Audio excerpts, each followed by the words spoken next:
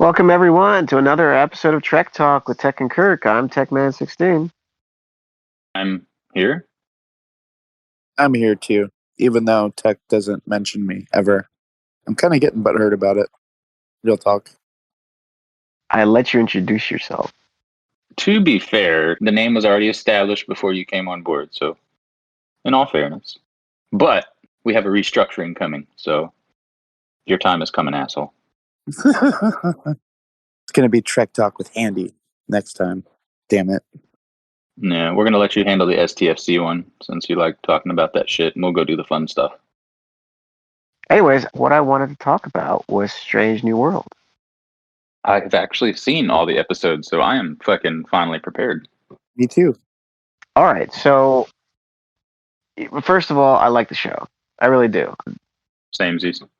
I have some issues with the inconsistencies with some of the things that they're doing, but I have to try to understand that they're trying to make a show that's sci-fi, and I'm trying to use realistic world physics to try and get to that point. So obviously there's going to be a disconnect.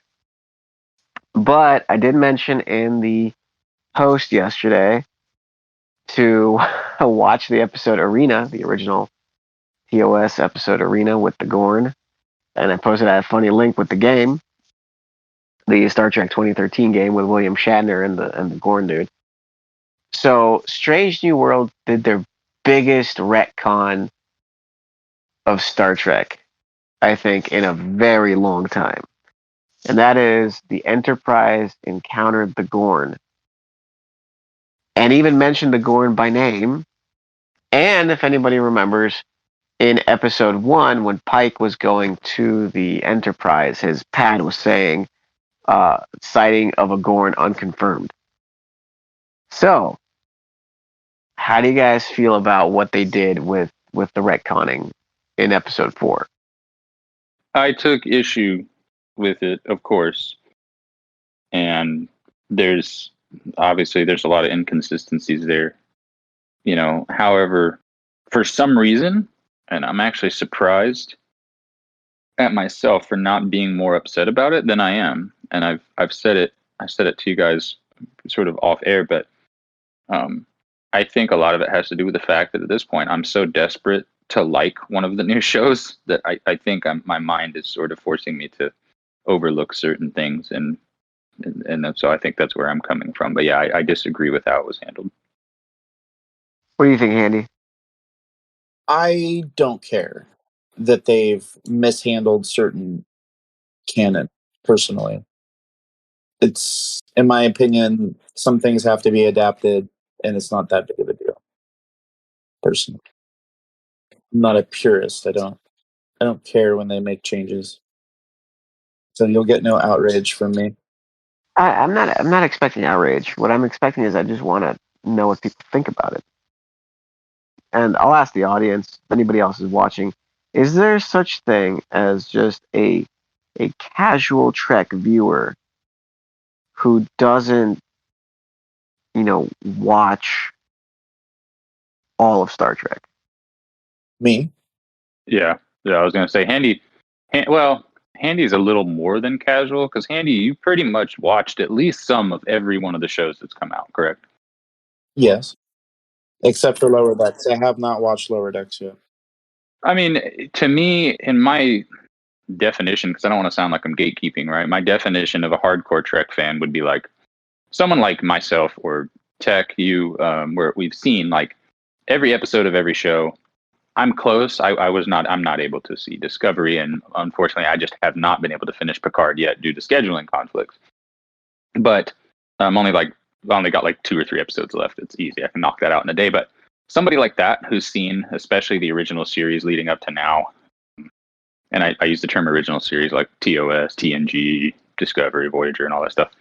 We've seen pretty much every one of those episodes multiple times. Things like that. We're sort of the hardcore fans, and then you have someone who's definitely a fan, like Handy, where Handy understands the timeline. He knows the different species and things like that.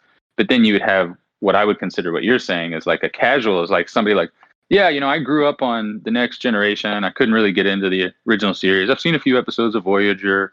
I watched a little bit of Enterprise. Like somebody who's aware of Star Trek and understands the premise, but they're sort of lost when it comes to like us discussing, like canon points and some of the issues and inconsistencies. I mean, yeah, of course they exist. I mean, the answer to my question is yes, obviously. Well, that's probably most people would be in the casual, right? I think a lot of people are. I guess it depends. A lot of people here, especially been on the podcast, have been pretty nerdy like Kirk and I. So, but we also do have listeners that pretty much started playing the game because they thought the game looked cool, and they don't really know that much about Star Trek other than what they see in the game. that's true. I mean, the game takes all comers, right? We've talked to people who are like, yeah, I'm more of a Star Wars guy, but this game is pretty cool, so I play the game. All right. In any case, getting back to Strange New Worlds and the retconning, like I get it. There's what was it, 1960s to 2022? There've been 60 years of cinema, TV, Star Trek altogether. It's to me, I don't know. There's something about it that makes me wonder. Is like, why are they retconning it in a way where people who are Star Trek fans will kind of make you go, huh? Why did you do that? I tend to feel like it's ignorance. Like some of the writers may not be actual Star Trek fans. Like it's something they researched, but they're not actually a fan. That's the way it feels to me. Right, right. So there are intricate details. So I've noticed in Discovery, in Strange New Worlds, and Picard, there are intricate details brought in from other shows. But when they're placed in the show with the storyline that they're trying to say, like the intricate details may be only visible by the horror, the what's what I'm trying to say, like the major nerdy Star Trek fans. Like for example, in Picard, right? He gets transported in 2024 to Forward Street, and he goes to 10 Forward Street. And so you wouldn't, like, to the casual viewer, just like a passing through Star Trek viewer would be like, what? That makes no sense. But then hardcore TNG viewers, Guinan 10 Forward. Yeah, but that's low hanging fruit. The 10 forward was a staple in The Next Generation. So I mean, that's kind of like, as far as that goes, that's some low hanging fruit. If you watched any of TNG, you would know 10 forward. Like, Okay, but fine. I'll give you another example. Strange New Worlds. The chief engineer is an Aenar. What is an Aenar? You wouldn't know unless you watched season 4 of Star Trek Enterprise. I think what the point that Handy and I are making is that like that doesn't exactly require a rocket doctor to put those things together, right? I mean, those are pretty obvious things. The things that we would be talking about, I think, when you start talking about fans and people who are involved, are really intricate details, even down to like maybe set design, where somebody would be like, well, that technology didn't exist yet. You know what I mean? Because we know in episode this far into the episode of this season of whatever that they discussed blah blah blah. So I mean, I think when you start talking about stuff like that, like that's just too easy. You could skim over some shit and figure that out. Right, right. So I mean, don't get me wrong. I mean, the fact, like, here's the deal. I think that when you start talking about a show that has a multi-millions of dollars worth of budget, you have people there that know their shit. You're going to have people there that are subject matter experts. However, people like that, just like in anything, you're going to have people who they're going to come out and say, hey, that doesn't flow because of X, Y, and Z. But it doesn't mean that people have to listen to them because we know that they're just consultants, right? And it happens every time, all different avenues of business. You could hire me as a consultant and I can come to your business and say, well, you should do this. And you could be like, I'll take it under consideration. And then you can throw that idea away. So I think that's probably what's happening here, is that the people who are making decisions are not the ones who have the knowledge. probably accurate. So going back, what did you think of the Gorn ship redesigns? I don't understand why all crazy bad guys in every sci-fi show have to have like a ship or some sort of vessel that's the shape of what my dog shits after he eats something he's not supposed to. Now, don't get me wrong. Like we know it's space, right? So you don't exactly need aerodynamics in fucking space, but like the just some of these ideas they come out with, it's like they had somebody went in there and had a seizure while they were drawing, and they're like, "That looks great, Mike. We're gonna use that." I was gonna make a Michael J. Fox joke, but I felt like that would have been a little too far. Yeah. The definitely the Gorn ship was like, what? And do we ever see the Gorn ship in the TOS episode Arena? Because I don't remember. I don't think I'm gonna look it up real quick since I'm sitting right here. Because I remember there was a ship that was approaching. I don't know if we actually saw the ship in TOS. And then next thing you know, Kirk and the Gorn captain were transported by the Metrons to that planet where they had the all amazing fight. I'm actually looking it up right now, and if you look up, I just looked up TOS Arena Gorn ship, and some of these I don't know how accurate they are, but a lot of these designs are looking very similar to what we saw. They're not that far off. It's like it's got a main fuselage, and then it has like two wings, and then like top and bottom nacelles, where it almost looks like a bit of an X-wing. So I don't know if that is an original design. Then I guess they wouldn't be too far off. Okay. What are you sourcing? I'm looking at Memory Alpha right now. So, And Tech, what's your source? yeah. Same. If you look at there's a little bit of a blurry picture there, but if you look, it doesn't look that far off. You can tell that there are four nacelles, two wings, and a fuselage. Yes. So I would say if that is canon, then the newer ship is not too far off from that. I mean, it looks like a fucking weird three-legged spider thing, but it's not that bad. Well, they obviously had some artistic license because there's no good imagery of the original Gorn ships. So yeah, you just got some little blurry shit. So they were probably like, well, here you go, hippie. Here's your chance to make it how you want to make it. I bet what they did is they took the Romulan vessel from episode 9 and just kind of blurred it a little. And just added a couple nacelles. Yeah. Yeah. That's what I would think. Yeah, that's what it is. I'm actually reading one of the Rihansu series books right now, and they're talking about the difference between the older Romulan vessels and the newer, like D'Deridex class cruisers and battleships and shit.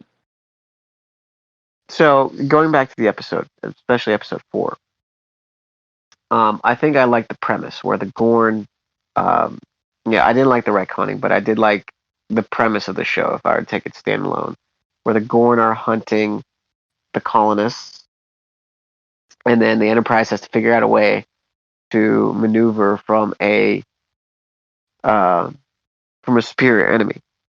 My only real issue that I took away is they were hiding in the gravity well of a brown dwarf that was getting eaten by a black hole. yeah, and I didn't like the fact that it was like all of a sudden, like, okay, so you're telling me that they're in it while the black hole, like, they're like, oh, look, the black hole is lessening or whatever the fuck. You're right. Or the what did they say? It's becoming less dense because the black hole's sucking it up. Like, okay, really? That just happened to happen when you were there. And on top of that, Well, as far as I remember, they didn't really have to go that far, right? So they were on a planet and they weren't very far. And they had hidden a brown dwarf, and then all of a sudden there's this gigantic black hole next door. yeah, I mean, the gravitational distortion in that entire area would be massive. Like, Yes, yes. And then the slingshot maneuver to get around the black hole. Again, this is where New Trek suffers from, lack of science or just lack of understanding. Is that black holes are big. They are gigantic. They could be quite like bigger than a planet. And I don't know if, again, the same kind of representation of the black hole is what's been really represented in the past couple of years with the 3D rendering of how they see the event horizon and the accretion disk. But what happens is they go all the way around the black hole and do a slingshot. And I'm just thinking, oh, geez.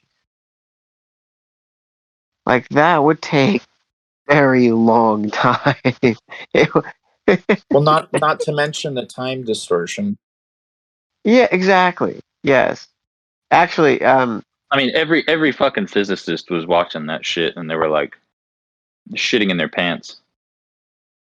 funny enough, there's a theory where if you go around the gravitational pull of a black hole, you can actually create an event where you arrive before you left, Right. based on the time dilation principle and the bending of space as you were to. Anyways, whatever. That gets into more complicated physics, but I mean, we do know that. Or I don't know if we know. I mean, what is known about black holes? I know what is known in the Star Trek universe, but what is known in real life? Or does it even matter? in physics, let me put it this way: there is the concept of a black hole is what we know. We can't technically, outside of the blur images that we received, we can't technically image a black hole, right? Because light doesn't escape it. Similarly, we don't know what the surface or structure of a black hole is, or the event horizon. So there are theories of what it can be and what it looks like, but the time dilation is real. It's real, and it's also not real at the same time, because as you approach the black hole, time slows down. However, the accretion disk is spinning at a rate near the speed of light. So some of it is contradictory. And then if you have a massive enough black hole, you create what's called a quasar. So you have two streams of matter flowing, from above and below out of the black hole. So effectively, when a black hole feeds, it spits out 50% of what it's eating, if it's a quasar. Got it. And then obviously the consumption of like when the black hole consumes something, it takes a very, very, very long time. Anyways, back to Star Trek. Enough nerding around. How do you guys like Pike? I think he's great. Oh yeah, yeah. I've liked him since the Discovery season 2. Yeah, I mean, I liked him since then. I think that Pike is as someone who's had people who are in command of me, I can definitely tell you that they did a really good job, or at least he did a really good job. I don't know if it was natural, if he actually did some research for how to be in command. How to treat people, how to his interactions, the mannerisms, and things like that. So yeah, I mean, I like it. It feels real to me. It doesn't feel made up or forced. So the last couple episodes, I think Ethan Peck's Spock has gotten a little smoother than the first 2 episodes. Oh yeah, he's doing a good job. To me, I feel like it's based on the timeline. I think at this point his humanity is showing through more than what it should, because Spock didn't really start to gain that until later on in his career and later on in his life, because at that time he was very much committed to sort of being a Vulcan, even in the beginning of the original series, the pilot, not being included, of course, but the actual canon, Spock was very rigid and things like that. And I don't think we see enough of that. I think there's too much, sort of compassion and humanity. So I think that should have been reined in quite a bit. But then again, we know how modern Star Trek is being made and the goals of it. So it wasn't surprising. You know who his character reminds me of right now? Spock's character. I feel like it's more based on Teal'c from Stargate SG1 than it is based on Leonard Nimoy's Spock. I can see that. Because the dialogue seems very similar. Yeah. I don't see that. You don't see that? I think he's caught in a place where you had the original Leonard Nimoy, who made the character. He's the person who essentially invented that character. He was given a role, and then he took it and ran with it, and he created that. And then you have another really good Spock, Zachary Quinto, who took the original Spock and very much made it his own character and did a really good job with it. And I think now he's kind of stuck figuring out, I don't want to say stuck. It would be hard for me if I were to try to put myself in his shoes of trying to make that character my own without just trying to be a carbon copy image, because that's boring, right? Like, we think we want that, but then you see it and it's actually boring. You don't want a carbon copy image. You do want something with a little bit of a twist on it. And I think he's still trying to figure that out. And I think they're all trying to figure it out. How can I make this character my own when there's already been a couple people that have played it before me? So all the good ideas are taken, Yeah, That's true. What about Menga? I really enjoy that character. I like that character a lot. I think that person is a great actor. And I think that everything flows well. Yeah. I don't think there's a character that, well, okay, let me take that back. Khan's daughter, relative, or whatever, I don't really care for that character because here's the thing. I'm sure that if she played a different character, or if she had the same role but was not supposed to be one of Khan's ancestors, I think she would have done a great job. But it's just a fucking stupid idea. So it was just kind of one of those things, like, it's fucked from Jump Street, Like, there's no good strategy to wipe your ass with your bare hand. You know what I mean? And like, that's what this is. It's like trying to figure out how to wipe your ass with your bare hand while not getting dirty. There's not really it was a stupid idea. They even mentioned Khan Noonien-Singh in episode 3 in reference to her. And she's like, augment, what they called me, augment. Just call back to Enterprise. Yeah, and that's what I'm saying. And those events didn't happen for another like 7 years. No. Augments happen in Star Trek Enterprise. But with finding Khan, though. Right. And they found Khan, and they were like, what? Who's Khan? What's this? What's this? What's this? And Spock doesn't even know. Spock would know. Spock would be like, oh, shit. Right. I know who that guy is. It would have said Noonien-Singh, and he'd have been like, this motherfucker, lock him up right now. Like, that's why it's preposterous. It's just a stupid idea because, yes, they knew about the augments. The augments happened. We knew about that, all that stuff. But the fact that in the original series, Spock had no knowledge of it. It's like, wait a minute, you were there when Homegirl served on the ship. You don't know who this is? Of course he would have. He would have immediately recognized it. It's Spock we're talking about. He would have known everything about it. Yeah, you're right. Yeah, that's also kind of weird. And I do like M'Benga. I also like the original actor who played M'Benga. I don't remember his name. He was also very good. That scene where Spock was telling, in the original series, where Spock was telling Nurse Chapel to hit him, and Nurse Chapel was like, "What? I can't do that." And then M'Benga runs in and he starts slapping the shit out of Spock. He's like, "Thank you, Doctor. I think that's enough." That was probably one of my more favorite moments in the original series. So how about that disease that was transmitting by light? that's stupid. I mean, stuff like that, we're literally fans of a show where a giant green space hand came up from a planet and snatched a ship. So, I mean, as far as stuff like that's concerned, I don't really think we have a leg to stand on. Yeah, that's a good point. I mean, it was acceptable back then. It's acceptable now. It's fine. You make an extremely good point. We also are okay with a giant Spock, right? Well, we don't really talk about the animated series all that much. that was at the same period when there was a gratuitous amount of psychedelics being passed around in various studios, so I'm sure that some acid made its way into those episodes. Yeah. Some of those episodes were the best episodes. Well, not the best, but they were highly entertaining. What happens with the animated series, as we discussed before, is that you're so limited on special effects and live action in the 1960s. So when you get to where it's an animated series, it's like, dude, we can do whatever we want because it's a fucking cartoon. We can just draw it. Like, what do you want to do?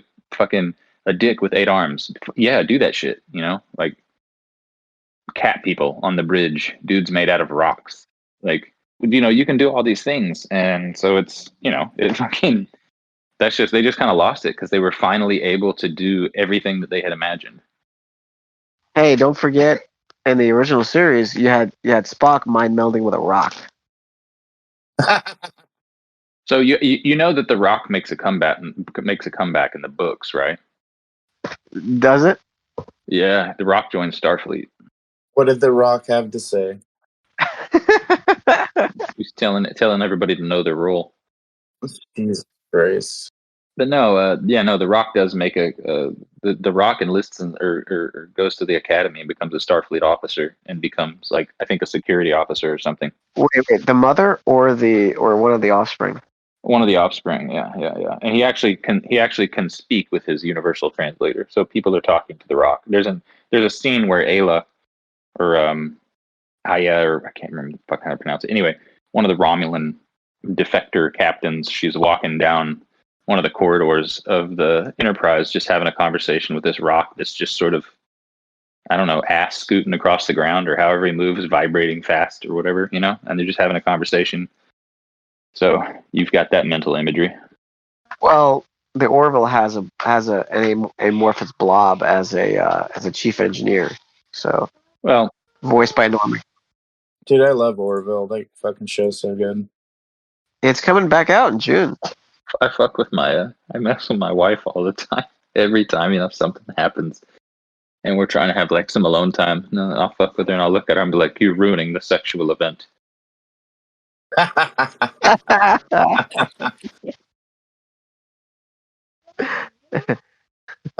my God. That was great. Like, Borges, we have not had a sexual event in many, many nights. Yeah. So I just hope my wife isn't going to a holodeck and, you know, engaging in gangbangs or whatever. Yeah. That would be the first thing that the holodeck would be used for if it were to be invented now. Oh yeah. Oh my God. Yeah. You know the porn industry is going to develop that shit. Oh, dude, can you imagine the legislation that's going to have to be like written up? Like, we see here you're suing this company for copyright or, you know, some sort of, you know, trade infringement. What's the problem? Well, they've created a holographic version of me and they're having me have sex with customers.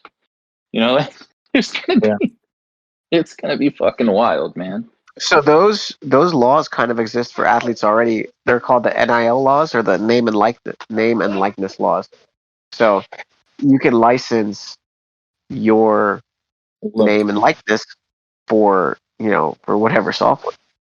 Yeah, but you already know there's gonna be some like place in South America or out in somewhere in Asia somewhere where they don't exactly honor those laws, where you're gonna be able to go like people go over there to get stem cell treatments now. You're gonna be able to go over there to, like, you know, bang Selena Gomez in a holo simulator. I hope I survive long enough to see those days. Dude, if I do, the first thing I'm doing is I'm going to school to learn how to fix them because I want to be able to be like, what went wrong with it? Well, this guy was trying to sleep with Marilyn Monroe, and all of a sudden, when she pulled her pants down, it glitched out, and there's Ron Jeremy's dick. Oh, that's fucked up. That's too funny. Anyway. The bugs can be quite dangerous. or can you imagine, like, your bug is like, oh, it doesn't feel real enough. It's like I've done it with the real person, and the hollow person doesn't feel real enough. So we got to fix that. It's too shallow. It's too shallow. We're gonna call in people like, hey, this is a guy that used to date this celebrity. We're gonna call him in to bang the holographic person and see if it feels right. Oh, God. The nipples are too far apart. You got to bring those in a few inches. I don't think it has to be that accurate, guys. Actually, speaking of which, I don't know if you ever watched Whitney Cummings in one of her specials. You guys ever listen to her? It sounds like No. both a porn star and a comedian. No. So one of her bits is she went to a what is it, sex doll factory, and she was interested in how they make them, right? So she goes over, and one of her bits is that she goes like gets a tour, and apparently you think nipples, right? Like how to paste the nipples on, and apparently there's 36 different types of nipples that you can choose from, I've seen that. Of course you have. and or to one pair of nipples onto, you have to like paste them on offset so that they look more natural. So that conversation, if Kirk's gonna have to fix all these hollow sex suites, like you have to pay attention to those intricate details if something glitches out. Okay, awkward silence. Moving on, I guess. Okay, so you guys got anything else to talk about? Strange New Worlds? No, I mean I don't have that many criticisms. I mean, obviously we've discussed the criticisms, and we could pick it apart all day long. But I think overall it's the best Star Trek to come out since the best live action Star Trek to come out. Well, I mean, Enterprise was very good. Enterprise was good. Yeah, I will admit. I enjoyed Enterprise a lot. But yeah, I would say that it's definitely the best modern new Trek. And as long as they continue on this path, I will definitely be continuing to watch it. And hopefully Discovery tanks. But, It would just be nice to see another Star Trek show that's going to last more than 2, 3, 4 seasons. Be nice to see another, decade and a half of Trek, well, something that's so good that they just keep the thing going. I actually take that back because if they tank Discovery, they'll probably figure out how to put all of their they're trying to figure out how to fit all their tokenism in Strange New Worlds. So please leave Discovery. That's a good point. Let those people stay on that show because then you'll try to figure out how to bring Michael Burnham back to this, and I'm not interested in that. I'll shoot the TV. 11:52 a.m. Awkward silence. Make sure we edit that out. Nah, leave it in. Yeah, fuck it. Why not? So what's next on the agenda, Tech? Damn it! I was talking and it wasn't like you guys can hear me. Oh shit! No, we couldn't. What were you saying? I was trying to say that the worst part about Discovery is that how it's not imaginative. It's boring. It's the same thing as it was in the 23rd century as it was in the 33rd century. The fact is that they hired the wrong writers. Like, they're horrible at their job. Either that or they hamstrung them so badly that they couldn't do their job. It's one of the two. Yeah, because I remember in Star Trek Enterprise when they brought Archer into the 31st century, like the cities, the technology, all of it looks super different. And then you do Discovery, and Discovery's like, oh, it looks the same, but we'll just detach in the cells. What? Yeah, nothing's changed. The premise of Discovery, though, and why it's such shit, is that nothing is really changed because of the burn. Like, it hamstrung space exploration and design so badly that things never really developed or something.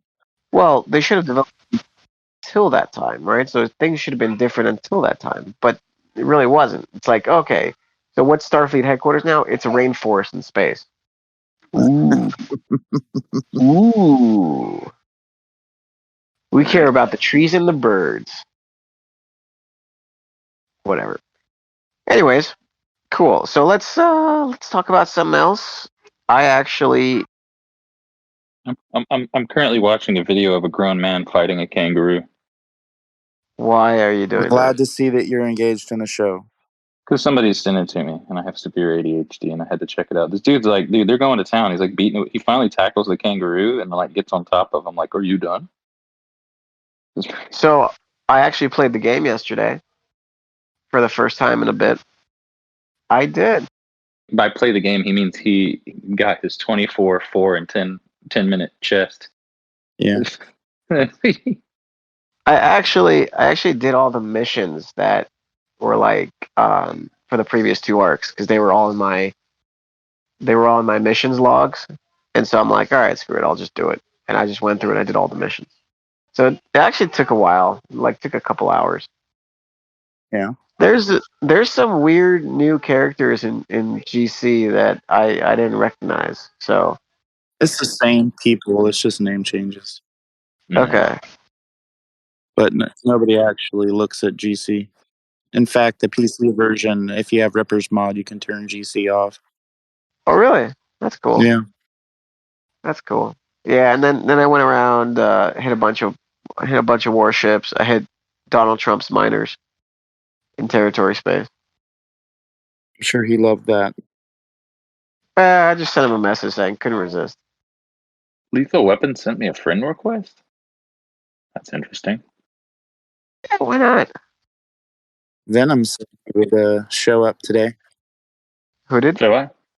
Venom from Dark said he would come into the show today, but I don't think he'll show up. Today's the day that he usually sleeps.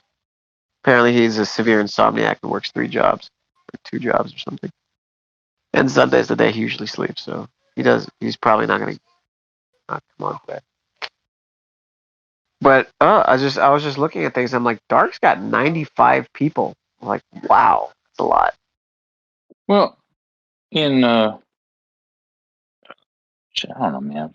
I actually had a really good talking point that was gonna launch us into a conversation, and I lost it. It must not have been that great of a talking point. So are we between arcs at this point, or what's going on? Because I didn't see like a battle pass. Well, there's like a little mini event for lower decks officers right now. Oh, gotcha. So where you use them to kill some shit, and then you get some. Anyway, yeah. So it is a newer event, but there's no new premise. Obviously, grinding, use particular officers to grind. It's the same fucking formula. Gotcha. Yeah, I actually did my dailies. I was surprised I did them. Like I had to be careful about what I was doing because I didn't have any resources.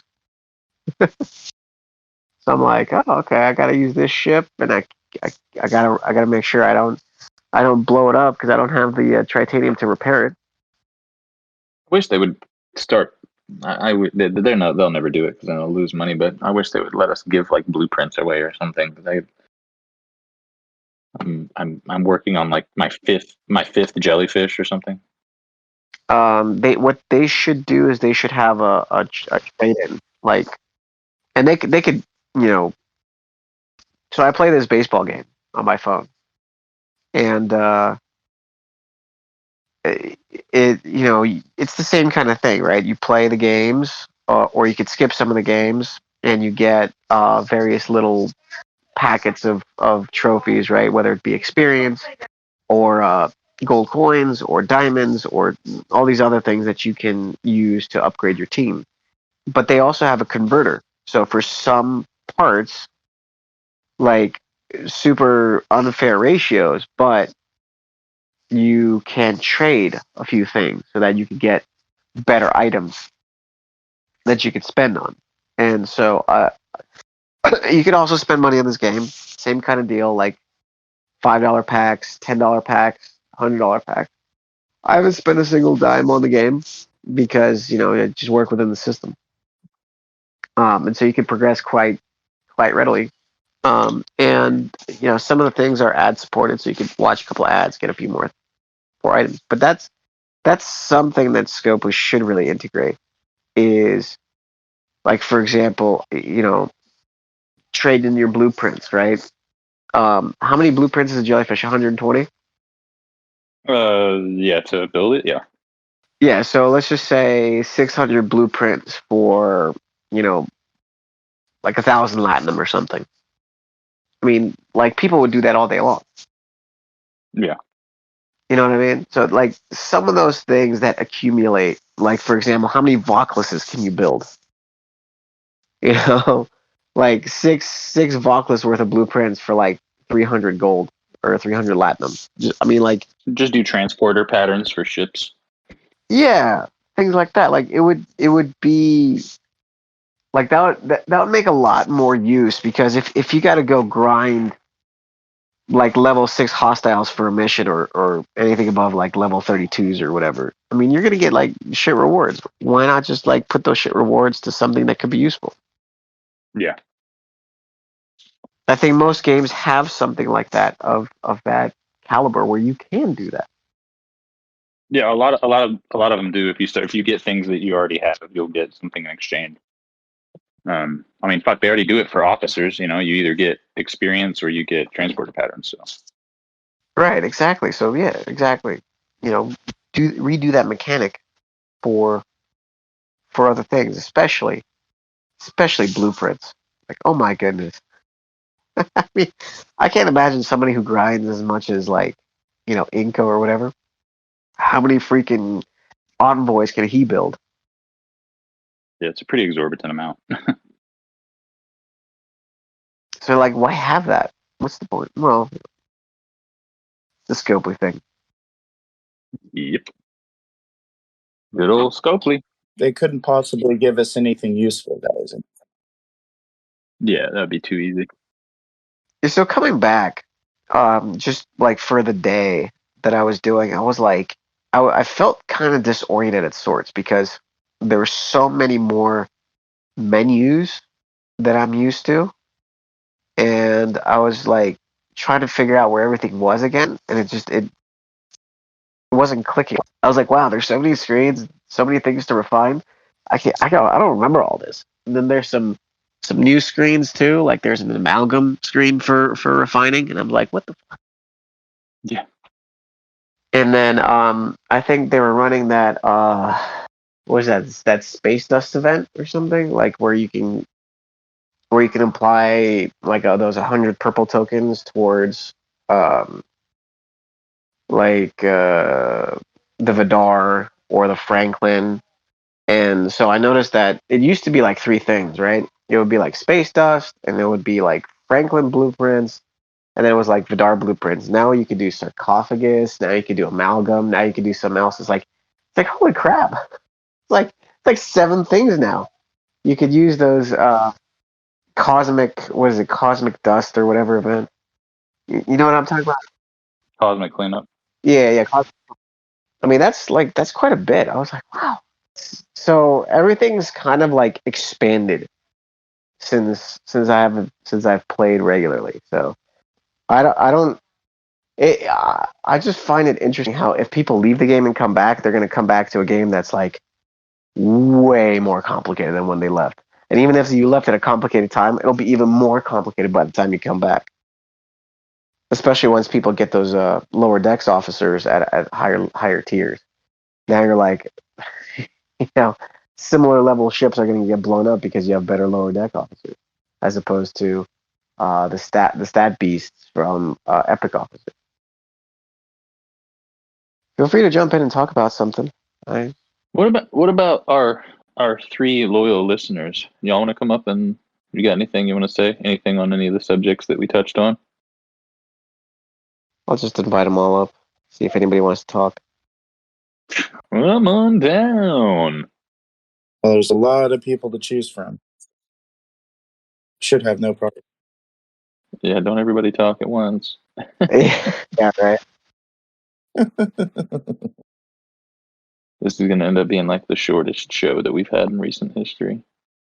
Probably. Everybody's got tomorrow off, so everybody's fucking off. We talked about shortening the show to an hour anyways. Well, I want, the one thing that I was talking about is I really want to have an STFC portion, And then we have another portion, like where we discuss Star Trek, or we discuss whatever thing people want to discuss, maybe not even necessarily Star Trek. But, because the STFC, and let's face it, we can trim that bitch down to like 30 minutes. Well, that's what I did to this episode, right?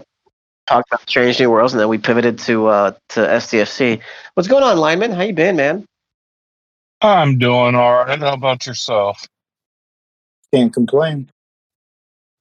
So you feeling better? Yeah, slowly but surely. Doctor, I hope I get to go back to work tomorrow, next week sometime, but if not, I'm gonna shoot myself. I'm going crazy. Let's not go down. Nah, I won't go that way. Not yet. He says you have to take another week off of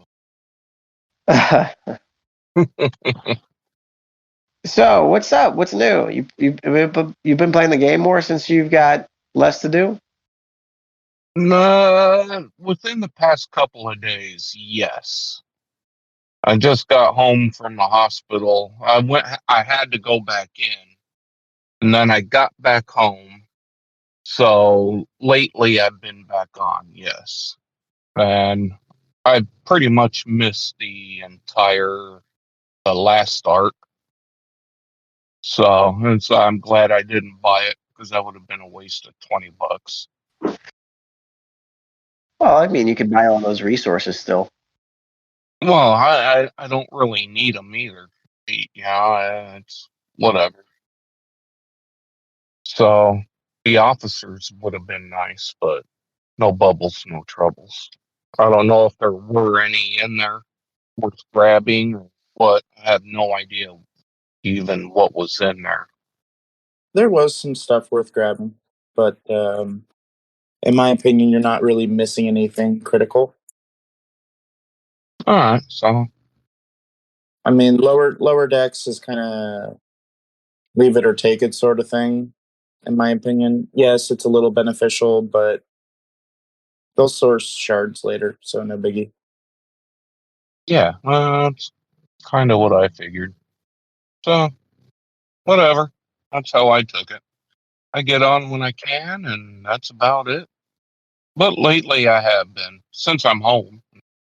I'm not being monitored 24 hours a day and yelled at, so screw them. Yelled at. Yeah, they were the nurses, Nazis, I swear. Don't do that. Don't do this. So. Sounds like fun. Yeah, I'm out of prison. There you go. So what do you think of the game right now? Do you enjoy playing it? Is it still fun to play? Yes, to a point, in small portions. I can't be on it every day, all day long. I can do it for an hour here, an hour there, a couple hours here. Yeah, I just not like I used to. I can't do that anymore. It just drags me down. I get bored.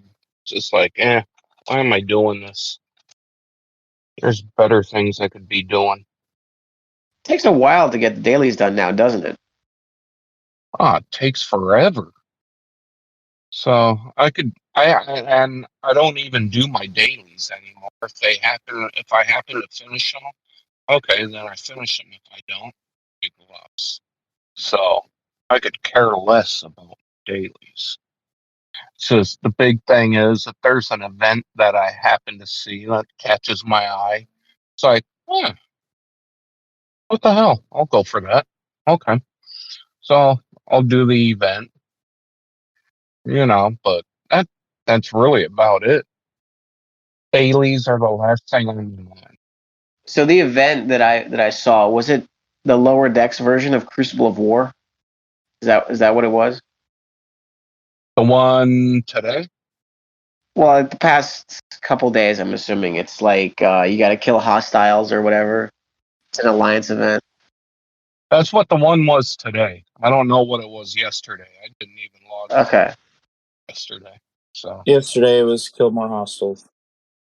yeah, I know it was Crucible, but No, it's like the lower decks version of Crucible of War, because it looks like if you yeah, kill higher level hostiles, you get higher among the leaderboards or whatever for lower deck recruit shards.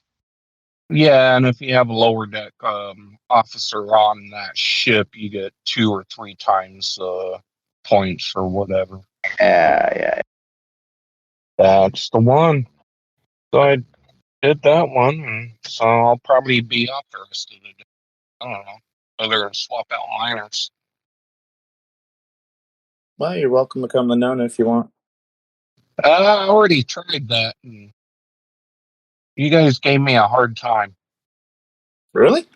Yeah. Who was it? War Wizard? Yes, it was. Well, I'll invite you. I don't know. I don't really have any participation requirements right now because we have open spots, so not a big deal. I'll take that into consideration. I just feel loyal to Maz. I like Mazza. I don't know. Everybody makes friends in this game. There ain't nothing wrong with that. Yeah, well, I know you too, so. Well, yeah, but it's all good either way. As long as you're having fun when you play, it doesn't really matter. Yeah, it's all good. So we'll see what happens. I was what was it? Flying Tigers for a couple of days. What is it?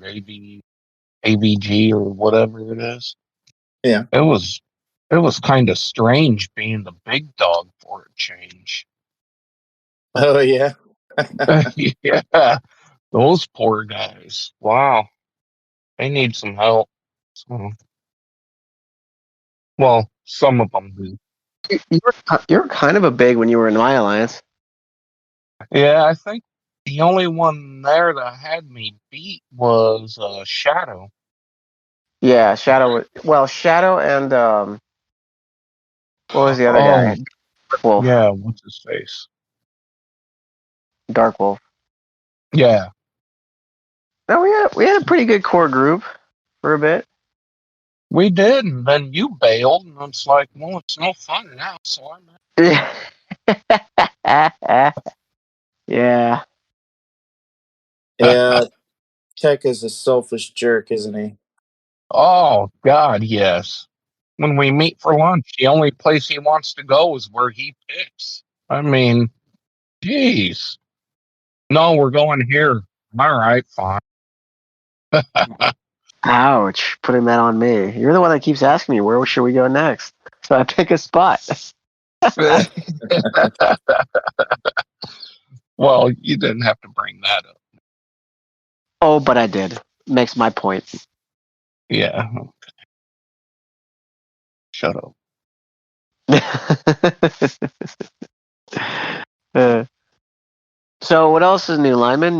Have you been actually watching the Star Trek series or just been I have the, what is it, Strange New Worlds? I love the show, and I know nothing about Trek. So when you guys start talking the physics and all that, I'm lost. I'm just a dumbass lineman, so I know nothing. Maybe a little math is what I know, enough to not kill me. But I like the show. I grew up on Star Trek, kinda. If it was on, I'd watch it, like the TNG, Discovery, Voyager, all that.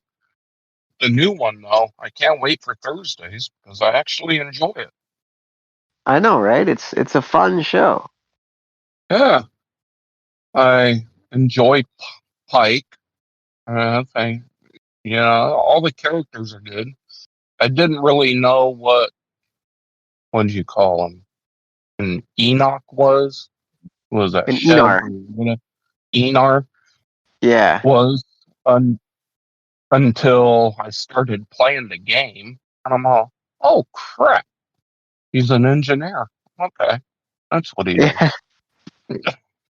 So you know, you learn things. It's yeah. enjoyable. For those of you listening and you don't know or just want a refresher, the Aenars were first featured in Star Trek Enterprise. They are the, I guess, cousin race of the Andorians. They're born blind, but they see through telepathy. And the major story arc in Enterprise was the Romulans kidnapped one of the Aenars to create a marauder that would shapeshift. The ship would shapeshift into the various different species, to try and cause mayhem in the Alpha Quadrant. But what it only brought the Andorians, Tellarites, Vulcans, and humans together in what would become the Federation. which is interesting. Yeah, no, it was like it was in season 4 of Star Trek Enterprise, and it was a really good arc. I mean, all of season 4 in Enterprise was really good. So that's those are the first time we met the Aenars. Also, at the end of Enterprise, Shran has a daughter with an Aenar, so she's half Andorian, half Aenar. Is she blind? She is blind, yes.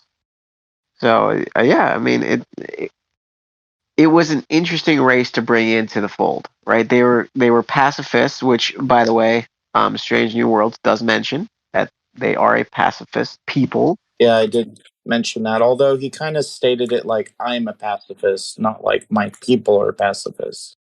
Did you catch that? Yeah. Yeah, that's true. He did say I'm a pacifist. Which I thought was strange. He didn't. But anyway, go ahead. He also pointed out the difference between pacifism and passivity, Yeah, true. which he differentiated by he'll defend Starfleet, he won't fight for Starfleet. Which is, I mean, we could have an entire intellectual debate on the significance of those phrases, but then it would bore the rest of everybody else. Well, that can be fun too. Sure, what, to bore people?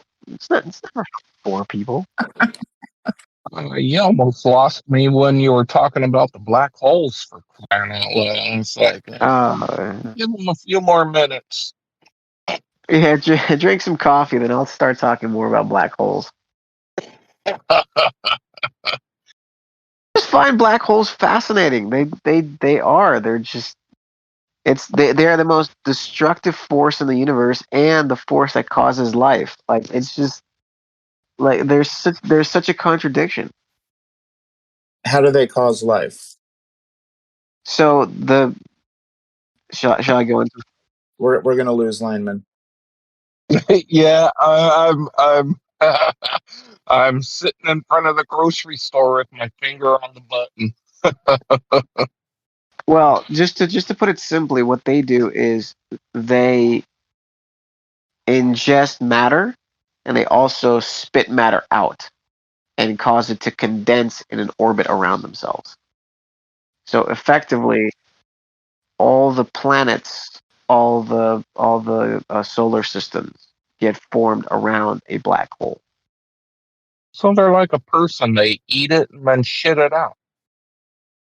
And then those shits become stars. Well, Okay, I see your point. yeah, okay. I could see that.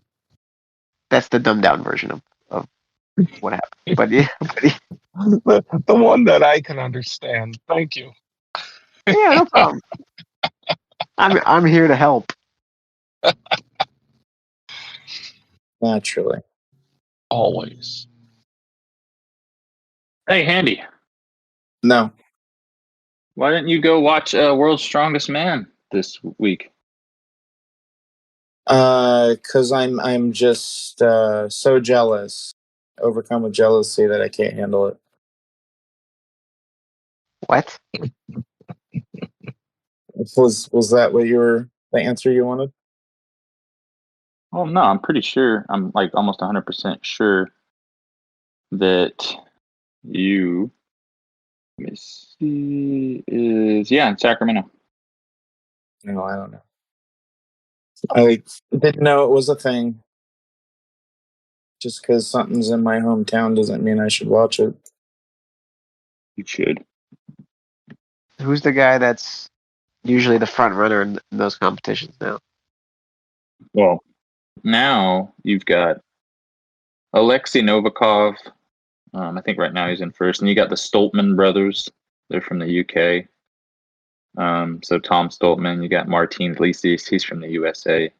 But Brian Shaw, who was very dominant from like 2011 to like 2016, he's like in sixth place. I mean, I don't think he's podiumed in a while. I mean, he needs to fucking just retire. He's done. But he's one of those people that can't. You hit your stride, and then after that, some people can't just admit that they're done. He tried to lose weight by cutting his diet by 2,700 calories a day, or a week, or something or a day. Yeah. Yeah, I mean, when you're eating that much, I mean, you think some of those guys, when they're at their biggest, are eating close to 10,000 calories a day. So Yeah, he was. There was a documentary, or not a documentary, but like he was doing like a web show. And he used to eat about 8,000 calories a day, and then he dropped it to like 5,300 or something, because he's trying to lose weight. And I'm just like, wow, that is a significant drop. Dude must be hungry all the time. yeah, it's a pain in the ass to eat that much. I mean, I'm not even a big guy, and I eat just to maintain my size. I have to eat somewhere around 2,900 calories a day right now, just to maintain my size, and I'm only about 180, 185. So, I mean, Jesus Christ, those big guys, that's all they do is eat, and that's why they all have messed up guts. They all have like inflammation and all kind of shit like that because they're just their stomachs their guts never get a break. Like, normal people usually get about an 8 to 10 hour window minimum where you're not eating, so your gut can just sort of rest. There's nothing there. But these guys, they wake up in the middle of the night to eat and then go right back to sleep, and it's crazy. That's bad. That's just it's not. That's definitely, like, from a health standpoint, it is not good to eat and then lay down, and especially eat, like, wake up, eat, and then lay back down. So I remember back before Brian Shaw, there was a guy like from Poland who won like 5 in a row, whatever. Mariusz Pudzianowski, I think his name was. Mariusz Pudzianowski, yeah, he's the only person to win it 5 times. He still holds the record. Yeah, I remember. And he's like the smallest dude, right, out of all of them. Like everybody else, 6'7". He was like 5'8" or something. No, Mariusz Pudzianowski is definitely over 6 feet tall, but I mean, in his during competition, he was still somewhere around 300 pounds. Yeah, for sure. Yeah. He was the leanest. He tried to do MMA afterwards and got his ass kicked. Actually, Pudzianowski is actually pretty decent MMA. He still does MMA. I think he's got like a 70-75% win ratio. Does he? I thought he was like. No. Pudzianowski does pretty good. I thought it was like 7-5 in MMA. No, Pudzianowski, he still, like I said, he still competes. But I think it's mostly like overseas, in Europe. Okay. Because his fight record is like, I'm looking at it now. He's had okay, it's not that. Okay, yeah. So he's 17-7. So that's a pretty good record. Yeah, for sure. For someone who wasn't even classically MMA trained. No, I think he had done martial arts for quite a while, but never like super competitively, and he decided to do MMA. I don't know. I don't think I want to get hit in the face by world's strongest man. I'll tell you that. 2, 3, 4. I concur. That would suck. Pudzianowski is just an animal. He also eats a shit ton of candy. 1, 2, 3, 4, 5. He won his last 5. Oh yeah. I mean, like I say, he's quite good as far as that goes. Okay, it looks like he competes in Poland a lot. Yeah, I mean that's where he's from, Pudzianowski. You know what I mean? Yeah, for sure. I follow his Instagram thank God there's a translate button because I don't fucking speak Polish. But yeah, so I follow him. He's still fucking fantastic shape. He's not even that old either. I think he's like not even 50. He's just in his 40s. He is 45. Yeah. So he's 45. not all that old. So anyway, you want to call it there and then Yeah, move on to the after party? sure. No. Hey, Lyman, thanks for coming up and talking to us today. Appreciate it, man. No problem. Sorry I didn't have more to say. No, that's all right. That was perfect. Not much of a public speaker, so His voice reminds me of Occam's. what's that? Your voice reminds me of Occam's over Discord. Why, high pitch? Yeah, you sound a little bit like Occam, just a little. Oh, okay. I'll take that as Occam's probably in the audience like, fuck no, fuck you. I used to like you guys. Oh, he is there. Look at that. There's Occam. Yeah. I didn't even know he was here. Let's wrap it up here. All right. All right. Thanks, Lyman, for joining. I appreciate it. Andy, thank you guys for being here early on a Memorial Day weekend where there's very few people in the audience, but I'm sure more people show up just to talk in the after party. Thanks, guys, for talking to us today. We appreciate it. Please like, subscribe, comment, do all the things social media asks you of us to do. Please like it on Apple Podcasts. That's where we get most of our viewers from. Give it 5 stars, or if you don't like it, give it 5 stars anyway. And yeah, thanks for listening, everybody, and we'll see you guys next time.